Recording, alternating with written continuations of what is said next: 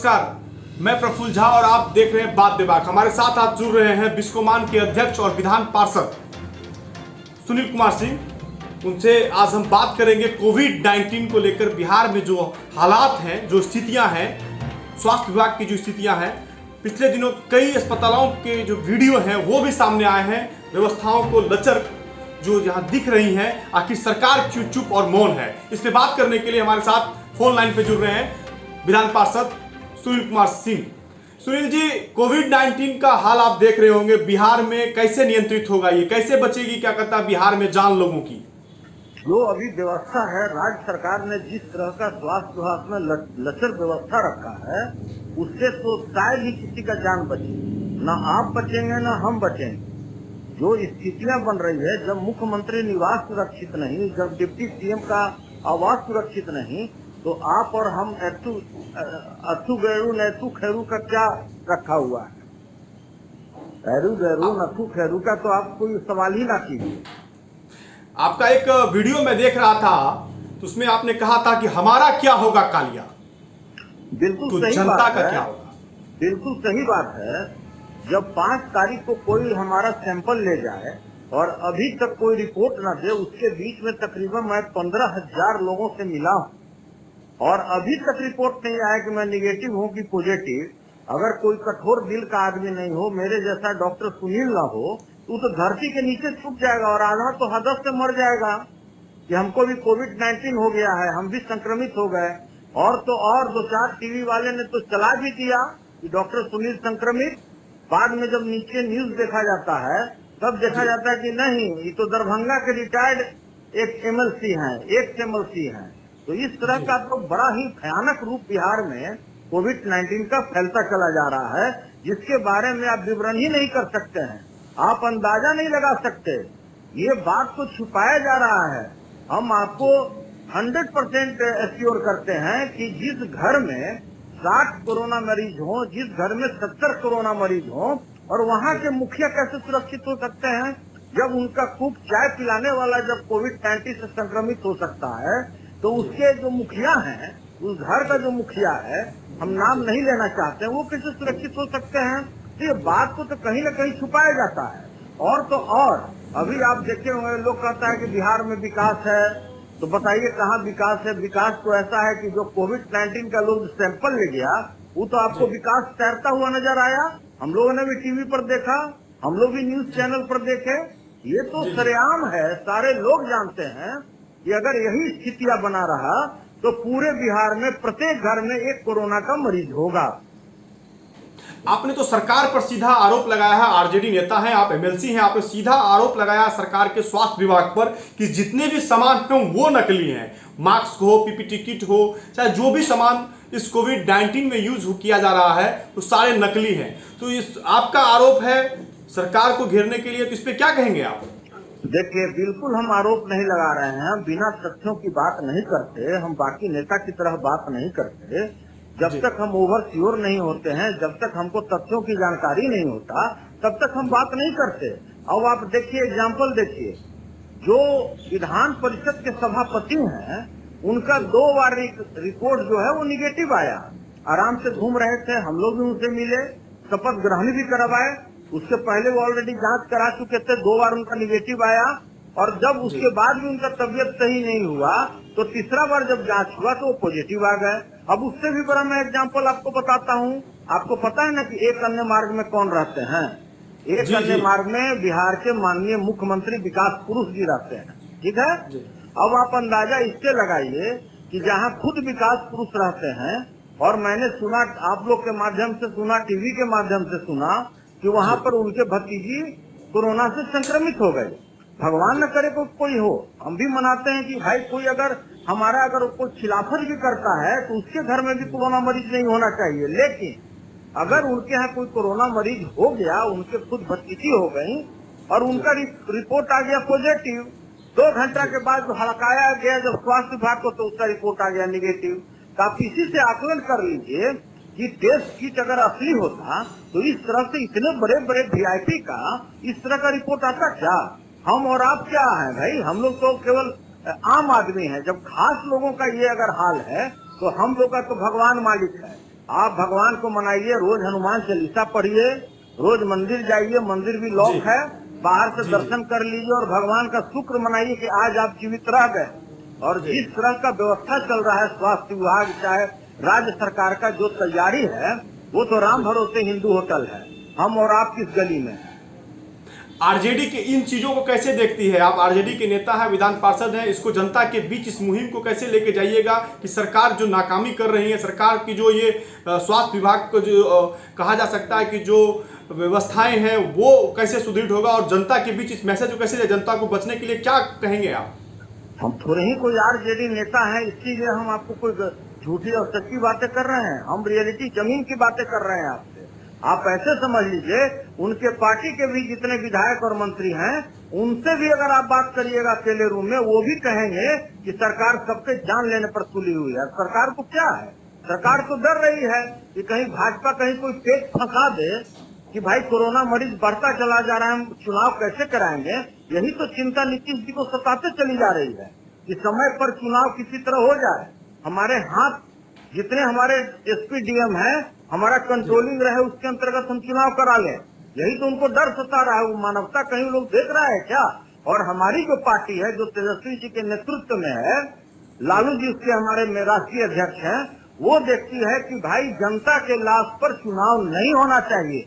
आज अगर चुनाव हो जाए, और जिस तरह का आप देख रहे होंगे कि जिस तरह से लोग सुशासन की बात करते हैं, जिस तरह से आप कहते हैं कि मैंने स्वास्थ्य विभाग में ये बढ़ोतरी किया, इस तरह से मैंने इंतजामात किया है, तो आप समझ लीजिए कि आज अगर चुनाव हो जाए तो तेजस्वी जी को बिहार का मुख्यमंत्री बनने से कोई नहीं रोक सकता।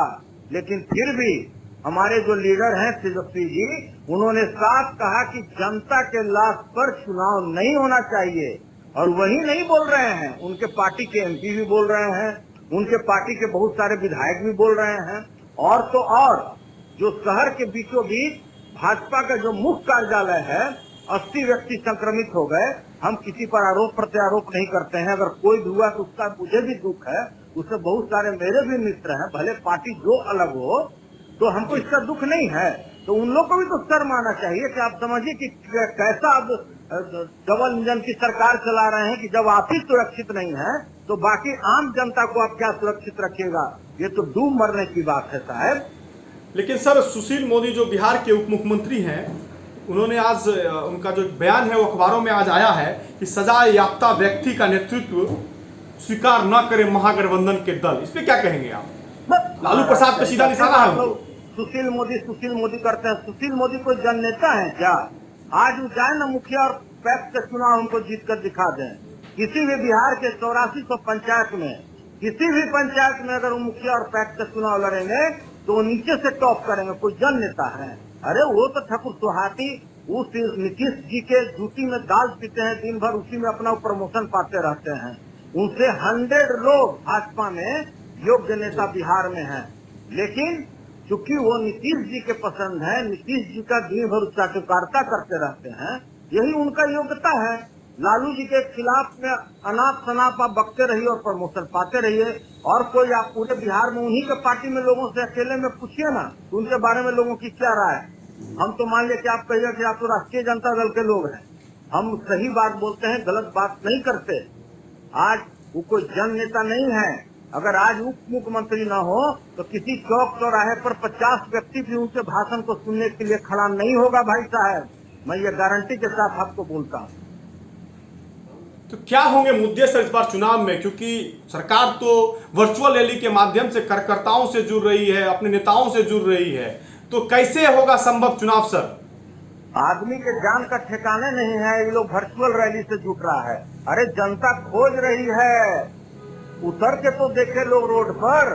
जिस तरह का स्वास्थ्य व्यवस्था आपका बेहाल हो गया, जिस तरह से नल जल कल की बात करते रहे, जल पता नहीं कहाँ चला गया, जीवन पता नहीं कहाँ मरता चला गया, और हरियाली तो साफ हो गया। आप जल जीवन हरियाली की बात करते हैं जनाब। अरे कुछ होने वाला है क्या? ये लोग जाकर धरातल पर देखे किस तरह का भ्रष्टाचार है, किस तरह का ब्लॉक और अनुमंडल में लोग लूटे जा रहे हैं। आप कभी नीचे धरातल पर उतर कर देखिए कि क्या काम हुआ है। करोड़ों अरबों रुपए का वारा न्यारा हो रहा है। ये कोरोना तो समझिए कि ये सत्ताधारी नेताओं के लिए इसको लॉटरी खुल गया। लॉटरी।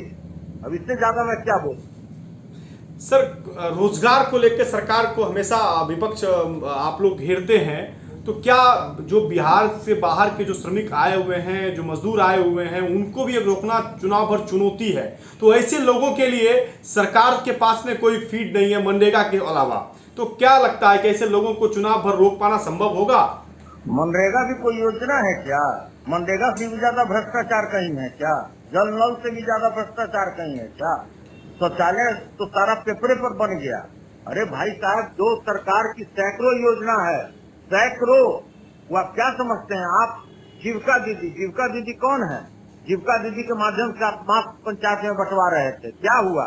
सूती कपड़ा का मास्क जिसमें पानी छन जाए, जिसमें पानी गिर जाए, कोई मास्क होता है क्या? क्या भ्रष्टाचार चल रहा है? जीविका दीदी कौन है? जीविका दीदी जदयू पार्टी की कार्यकर्ता है। जहाँ भी उनका रैली होगा, जहाँ भी सम्मेलन होगा, वहाँ जो आगे महिलाएं बैठती हैं कौन है? कोई आम जनता है क्या? टोटल जीविकाएं दीदी होती हैं। और जब बोला जाता है कि मैंने महिलाओं के लिए ये किया, हाथी मारा, घोड़ा मारा, तो आगे से वही जीविका दीदी लोग हाथ उठाती हैं कि हाँ एकदम हम लोग को साइकिल भी मिल गया, घरे घर अनाज मिल गया, और क्या नहीं मिल गया। वही 20 महिलाएं होती हैं आगे बैठे हुई, आप ऐसे समझ लीजिए। और आप बात करते हैं डेवलपमेंट का, आप बात करते हैं रोजगार का। कहाँ रोजगार? आपको पता होना चाहिए कि जितने भी लेबर भाग गया है बिहार में, उतने ही गति से वो लोग चले गए। सारे पंजाब से लेके हरियाणा से लेके सभी लोग गाड़ी भेज करके सभी लोग बोला कि हजूर कोरोना से मरेंगे बाद में, बिहार में रोजगार देने की बात करते हैं, भूखमरी से मरेंगे हम पहले। तो भूखमरी से मरने से पहले अच्छा है कि हम कोरोना से मर जाएं। तो ये लोग सारे लोग जितने तेजी से आए थे, आपको मैं बता दूं, उतना ही तेजी से ये लोग अपने अपने रोजगार में दूसरे प्रदेश में लौट गए जहां पर इनको रोजगार मिला हुआ था। बिहार में कहाँ रोजगार है साहब? यहाँ तो रोज बेरोजगार है। यहाँ पर तो आपको 10,000 में MBA लड़का मिलता है, 20,000 में इंजीनियर लड़का मिलता है। आप तो धरातल पर जाकर के देखिए कि किस तरह का रोजगार लोगों को मिला हुआ है।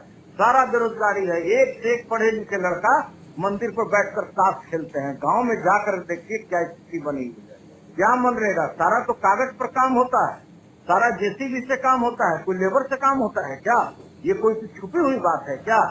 जल नल क्या है? आप जाकर के गांव में देखिए कि क्या है जल नल कल। जहाँ पर आज तक टंकी शुरुआत हुआ, दोबारा कभी पानी टोंटी से गिरा नहीं। आप कहते हैं कि मैंने ये योजना को सफल किया, वो योजना को सफल किया। कहाँ जल जीवन हरियाली है भाई? जो तालाब पहले थे वो तालाब आज भी है। जो तालाब आप दिखा रहे हैं कि मैंने ये बनाया, वो टोटल कागज पर बन गया तालाब, आपको ये मैं बता दूं।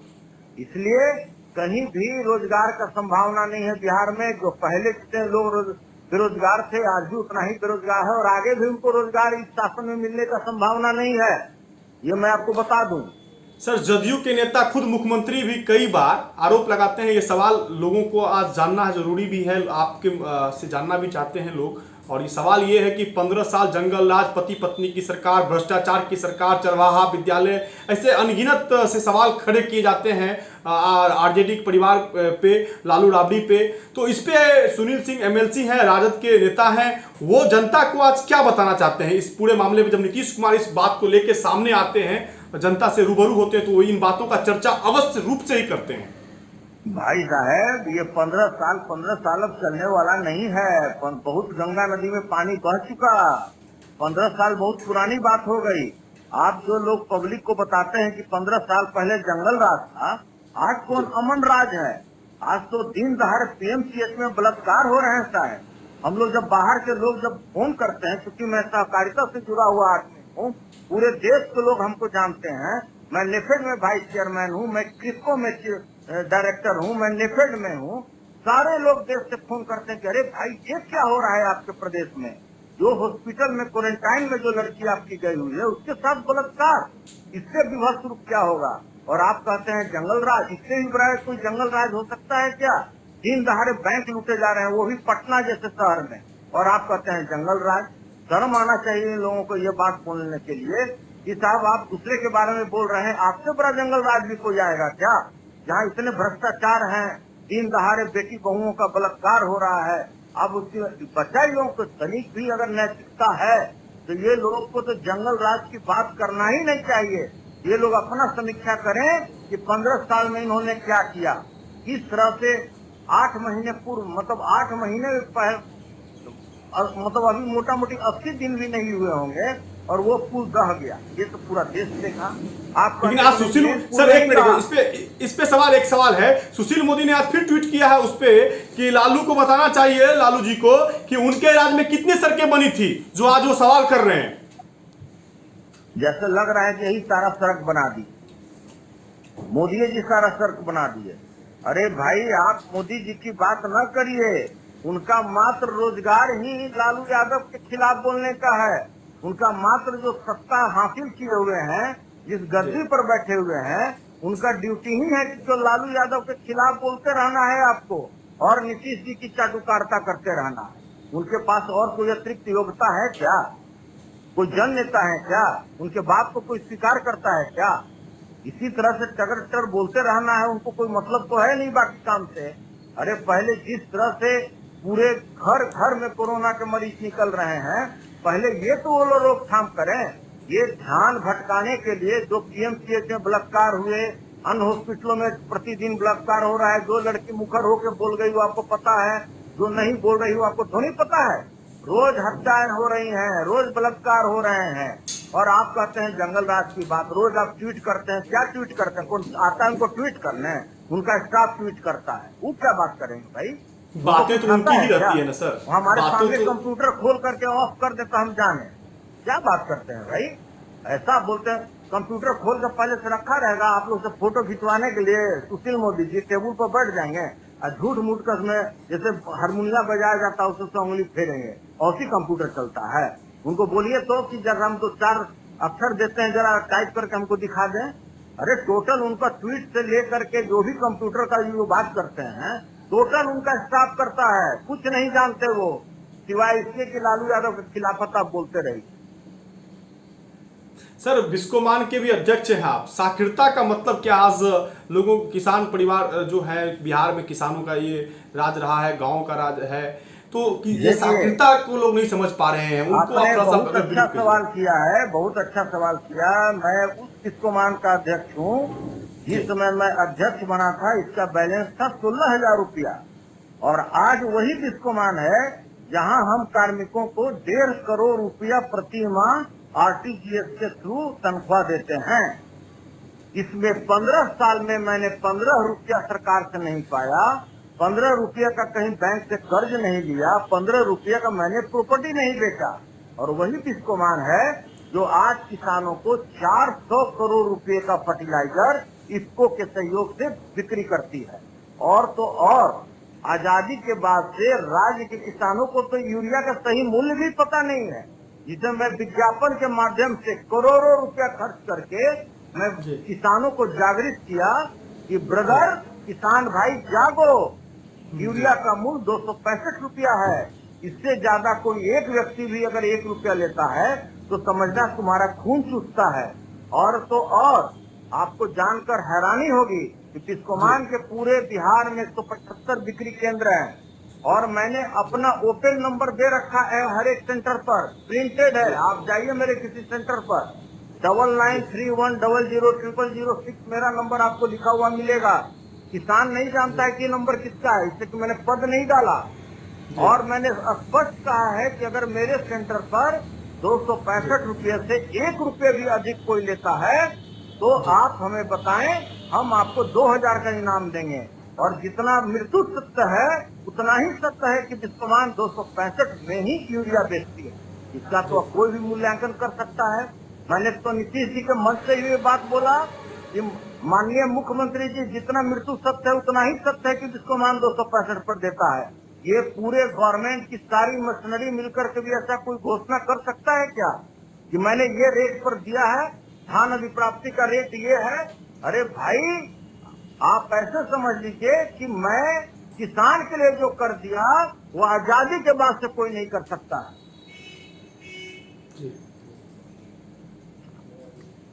जी सर, सवाल है कि चुनाव होना है इसी वर्ष, तैयारियां सभी पार्टी लोग कर रही हैं, महागठबंधन को लेकर कोई दरार तो नहीं है ना सर? कोई दरार नहीं है। जितना दरार उन लोग को अपने में नजर आता है, चिराग जी कुछ बोल रहे हैं, नीतीश जी कुछ बोलते हैं, भाजपा कुछ बोलती है, वो लोग कुछ बोलते हैं। अरे अभी तो आने वाले चुनाव के समय में आपको समझ में आ जाएगा क्या गठबंधन है, कैसे होना है, कैसे चुनाव होना है। ये तो अभी आने वाले समय में पता लग जाएगा। और जो ये लोग चुनाव की बात कर रहे हैं, जनता तो खोज रही है इन लोगों को। देखिए सरकार तो कह रही है कि सर युद्ध स्तर पे काम हो रहा है कोविड-19 को लेके। ये तो खुद ही पता होगा, भगवान न करे किसी के हित कुटुंब में किसी को कोरोना आ जाए तो आपको खुद ब खुद पता लग जाएगा कि सरकार ने क्या व्यवस्था कर रखा है। रोज जो टीवी पर दे रहा है, रोज महिलाएं चिल्ला रही हैं, हॉस्पिटल में कराहते हुए दौड़ रही हैं ऑक्सीजन के लिए। कि कोई क्या तस्वीर झूठ बोलती है क्या? तस्वीर कहीं झूठ बोलते देखे हैं क्या? इस पर सरकार से न पूछिए कि उसको क्या कहना चाहती है। आज एम्स में जाइए, एम्स में किसी मरीज को नहीं लिया जा रहा है, किसी हॉस्पिटल में कोई मरीज को नहीं लिया जा रहा है। और ये टेस्ट की बात करते हैं, अगर टेस्ट बहुत सही हो रहा था तो क्यों इनको 5 हॉस्पिटल में नोडल एजेंसी बनाना पड़ा? क्यों नोडल ऑफिसर को नियुक्ति हुई? आप इनसे तो आप पूछ लीजिए। आप लोग भी तो सवाल उठा सकते हैं सर, विपक्ष का काम तो सवाल उठाना ही है। जनता सरकार के आखिर सवाल उठाया जा रहा है। हमारे नेता तेजस्वी जी खुद सवाल उठाते हैं, दिन भर सवाल उठाते हैं। लेकिन ये लोग क्या है कि न कारखाने में इसे टूटी की आवाज बंद हो जाती है। अगर हम तो कोई बात बोलते हैं तो ये बात तो कहीं पर पेपर वाले भी नहीं छापते हैं। वो तो वही बात करते हैं विज्ञापन के चक्कर में। जो बात नीतीश जी बोलेंगे, झूठ बोले या सही बोले। आप हाल में सुने होंगे ये लोग बोल दिए कि 12 करोड़ लोगों का मैंने स्क्रीनिंग करा लिया। यही हमारे जो डिप्टी सीएम आदरणीय सुशील मोदी जी, उन्होंने कहा था कि हम 12 करोड़ लोगों का स्क्रीनिंग करा लिए। अब जिनको 1,500 सैकड़ा हजार लाख पे नहीं बुझाता है, अब उनसे हम क्या बात करें? आप तो उन्हें चैलेंज, आप तो उन्हें मुखिया से लेके पहले नहीं 12 करोड़ संख्या है बिहार का, ध्यान से समझिए। आप कहते हैं कि मैंने स्क्रीनिंग करा लिया। अरे भाई साहब, अगर आप 10,000 भी पब्लिक का अगर प्रतिदिन स्क्रीनिंग कराते हैं तो आज भी अगर पूरे बिहार में आप नसबंदी लागू कर दीजिए, आज से कोई बच्चा जन्म ना ले तब 20-60 वर्ष में भी पूरा जांच नहीं हो सकता है 12 करोड़ आदमी का। अरे ये लोग इस तरह से हवा में बात करता है यार, न किसी के पास कोई डेटा है, न कोई तथ्यों की बात करता है। जो मन में आता है लोग इसी फिजूल बातें करते हैं। तो इस पर तो हमको कुछ कहना नहीं है। आप तो सुशील मोदी को चैलेंज तक कर दिए कि मुखिया और पैक्स का चुनाव हम गलत बोलते हैं। हम बिस्कुमार से रिजाइन कर देंगे, चुनाव में तो ये नहीं हरवा पाएगा हमको। हम बिस्कुमार से इस्तीफा देने के लिए तैयार हैं अगर मोदी जी कहीं से पैक्स और व्यापार मंडल या मुखिया का चुनाव जीत के दिखा दे। इनको खुद ब खुद पता लग जाएगा कि कितने जनता के बीच में ये लोकप्रिय हैं। आप क्या बात करते हैं? इस बार मुद्दे क्या रहेंगे आरजेडी के जनता के बीच जाने के? अरे भाई, हमारे पास तो मुद्दे ही मुद्दे हैं। जिस तरह का भय, भूख, भ्रष्टाचार चारों ओर व्याप्त है, इससे भी बड़ा कोई मुद्दा है क्या? आप ढकोसलाबाजी करते कि मैंने शिक्षा में ये प्रगति किया, मैंने स्वास्थ्य में ये प्रगति किया, तो सारा प्रगति तो आपका नजर आ गया। पुल पुलिया तो दह रहे हैं जैसे लगता है कि कागज का बना हुआ है। चलिए, बहुत बहुत धन्यवाद सर, आपने समय दिया अपना। चलिए, बहुत बहुत धन्यवाद। ये थे हमारे साथ राजद के विधान पार्षद सुनील कुमार सिंह, जिन्होंने सीधे तौर पे सुशील मोदी तक को चैलेंज कर दिया है कि मुखिया पैक्स का चुनाव भी जीत के दिखा दे तो मैं बिस्कोमान के अध्यक्ष पद से इस्तीफा दे दूंगा। अब देखने वाली बात यह होगी कि इस बार जो चुनाव में जनता किसके साथ जाती है, जनता किसको बिहार का ताज सौंपती है। लेकिन एक बात तो साफ है, कोविड-19 को लेकर जहां जनता परेशान है, अस्पतालों की स्थिति दयनीय है, सही रूप से जांच नहीं हो पा रहा है, वैसे परिस्थितियों में ये सवाल भी लाजमी है कि आखिर हमारा क्या होगा। सरकार से लोग पूछ रहे हैं कि आखिर कब तक इसका समाधान निकलेगा, कब तक जांच की जो रफ्तार है वो बढ़ाई जाएगी। सुनील सिंह जो आरजेडी के विधान पार्षद हैं, वो हमारे साथ जुड़े हुए थे। आज के लिए इतना ही, धन्यवाद।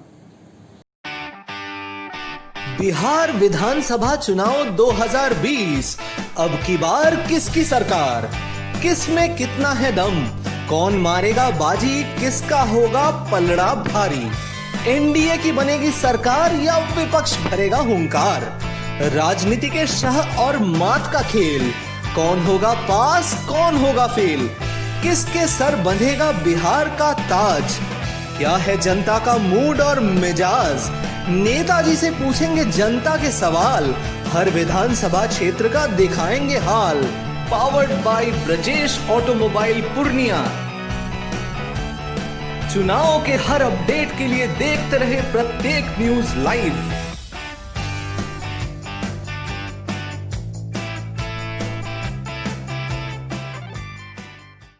May your life be full of stories. The plush new XUV 500. Vidya Vihar residential school Parora Purnia, Bihar का premier residential school, CBSE affiliated, ISO 9001 certified, +2 level boys school, +2 science stream में लड़कियों को भी मौका, 30 एकड़ कैंपस में संपूर्ण विकास की व्यवस्था। क्लास 4 से 8th और 11th साइंस में एडमिशन के लिए कॉल करें 9204068907 और विजिट www.vidyavihar.org।